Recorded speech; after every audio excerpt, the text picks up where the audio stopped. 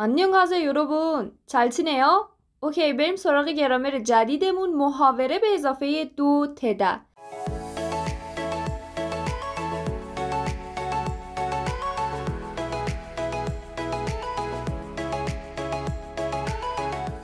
بچه این گرامر برای اجازه گرفتن استفاده میشه.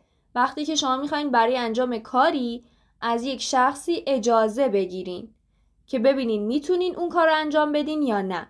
مثلا 선생님 화장실 가도 돼요? معلم میتونم برم دستشویی؟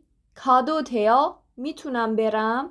پس به معنی توانستنه، ولی نه اون توانستنی که توی گرامر ایل سویده ایل صبده خوندیم که توانایی انجام کار بود. این توانستن به معنی اجازه گرفتن هستش. برای استفاده از این گرامر ما میایم اول فعلمون رو به محاوره تبدیل میکنیم، بعد به اضافه دو تدا که در انتها میایم تدا رو صرفش میکنیم که صرفش میشه تیو. و بچه جمله پرسشیه، حتما علامت سوال رو در انتها بیارین، چون شما دارین اجازه میگیرین، دارین میپرسین که میتونم فلان کار رو انجام بدم یا نه. پس اول فعل رو به محاوره تبدیل میکنیم. توی ویدیوهای قبلی بهتون گفتم هر موقع میگم فعل تبدیل بشه به محاوره یعنی اون یو آخرش رو ما نمیخوایم. تبدیل به محاوره هم همون گرامر دوستانه ایو اویو هیو منظورمه. اوکی بریم مثال ها رو با هم دیگه بخونیم. 사진을 찍어도 돼요? 사진을 찍어도 돼요? 사진 بچه میشه عکس. 찍다 به معنی عکس گرفتنه. پس 사진 찍다 یعنی عکس گرفتن. میگه میتونم عکس بگیرم؟ 사진을 찍어도 돼요? خب فعلمون بچه 찍다 بوده. در رو برداشتیم صرف محاورش میشه جیگویو. گفتم وقتی میگیم محاوره به اضافه یک چیزی یو آخرش رو نمیخوایم. جیگو دو تیو. 사진 찍어도 돼요? میتونم عکس بگیرم؟ چند وقت پیش که ما منزل سفیر بودیم واسه یه روز بزرگ داشته کیمچی که رفتیم اونجا و کیمچی درست کردیم. اون آقای کیم که کره‌ای بود اونجا حضور داشت. مثلا میخواستم بهش بگم میای با هم عکس بگیریم. گفتم که 실례하지만 우리가 같이 사진도 찍어도 됩니까? میتونیم عکس هم با هم بگیریم؟ این سوال رو ازشون پرسیدم که بعدم با هم عکس گرفتیم. پس میتونین حتی از تمنیکای سوالی هم استفاده کنین که رسمی تر هستش. 여기 앉아도 돼요? 여기 یعنی اینجا. 앉아도 돼요. 앉아 به معنی نشستن. میگه میتونم اینجا بشینم؟ 펜을 써도 돼요? پن بچه به معنی خودکار. 써도 돼요. 써도 از فعل 쓰다 اومده. 쓰다 بچه معانی زیادی داره. تلخ بودن، نوشتن، استفاده کردن. اینجا بچه به معنی استفاده کردنه. میگه میتونم از خودکارت استفاده کنم؟ بریم پایین صفحه. اینجا اومده همین روش استفاده از این گرامر رو به همون درس داده که اول فعل رو به محاوره تبدیل و به اضافه دو تدا میکنیم. بخوایم خودمونی صرف کنیم دو تیو، بخوایم کتابی صرف کنیم دو تمنیکا. این خط آخر رو ببینین خیلی مهمه. داره میگه به جای دو تدا میتونین از دو کنچانتا و دو چوتا هم استفاده کنین. چوتا به معنی خوب بودن، کنچانتا یعنی اشکالی نداره.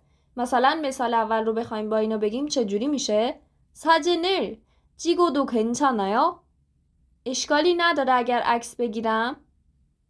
사진을 찍어도 좋아요? 사도 돼요. میتونم بخرم؟ 마셔도 돼요? میتونم بنوشم؟ 구경 가다 یعنی تماشا کردن یا ویزیت کردن.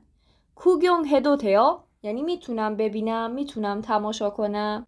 پایین صفحه رو ببینین. کادا کادو تیا، میتونم برم. اودا وادو تیا، میتونم بیام. ایکدا ایلگو دو تیا، میتونم بخونم. یوری هدا یوری هدو تیا، میتونم آشپزی کنم. حالا فعل هایی که ستاره کشیده شامل استثناء میشن. اگر یادتون باشه فعل تیدا به معنی شنیدن، وقتی که میخواستیم به محاوره تبدیلش کنیم استثناءن د تبدیل به ل میشد ترویا. اینجا هم همون قاعده استثناء برقراره. تیرو دوتیا. پس تیدو دوتیا نداریم چون اول باید به محاوره تبدیل کنیم و بعد به اضافه دوتدا. اگر که فعلتون توی محاوره شامل استثناء میشد توی این گرامر اون استثناء برقراره. سده اگر یادتون باشه صرفش میشد سویو، پس میشه سده صرفش میشد سویو. سودو تیا. چریده به معنی کوتاه کردن یا کات کردن یا بریدن. چلا دو تیا. بوریگا چلا دو تیا امونیم. میتونم موهامو کوتاه کنم مامان؟ نوبده نوو دو تیا. نوبده یعنی دراز کشیدن، یعنی میتونم دراز بکشم. از اون دسته فعل هاست که بهشون توی جایگاه پچیم که بیاد تبدیل به اون میشه توی بعضی از صرف فعل ها. پمه چونا هدو تیا. میگه شب میتونم زنگت بزنم؟ مولونیه چونا آسه میگه البته تماس بگیرین. چنگونر یورو دو تیا. میگه میتونم پنجره رو باز کنم؟ کرومیا یورو دو تیا. میگه که آره میتونی باز کنی البته. رادیورل کیو دو تیا. میگه میتونم رادیو رو روشن کنم؟ آیگا چاگو ایستویو کیوجی باسه‌یو. چاگو ایستویو یعنی بچه داره میخوابه، لطفاً روشنش نکن. جیمالده که صرف محترمانه شده جیماسه‌یو، برای نه کردن محترمانه ازش استفاده میکردیم. خب پایین صفحه تمرین داریم. چند تا فعل داده بهمون. تروکادا یعنی داخل شدن، وارد شدن. سور ماشیدا الکل نوشیدن. سیدا گفتم بچه چند تا معنی داره: نوشتن، استفاده کردن، پوشیدن و تلخ بودن. باید ببینین توی اون عبارت با چه معنی اومده. کیوده هم که به معنی روشن کردنه.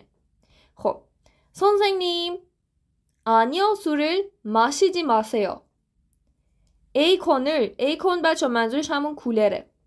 نه کیوسیا. به همین ترتیب بقیه تمرینا رو بخونید ببینید از بین افعالی که این قسمت بهمون داده کدوم رو باید توی این جای خالی قرار بدین و صرفش هم باید با محاوره به اضافه دوتده باشه. لطفاً همگی توی کامنت ها یه دونه مثال با دوتده برام بنویسین، من چک کنم ببینم این گرامر رو خوب یاد گرفتین یا نه. خسته نباشین بچه ها، تا یه گرامر دیگه. خدا نگهدارتون.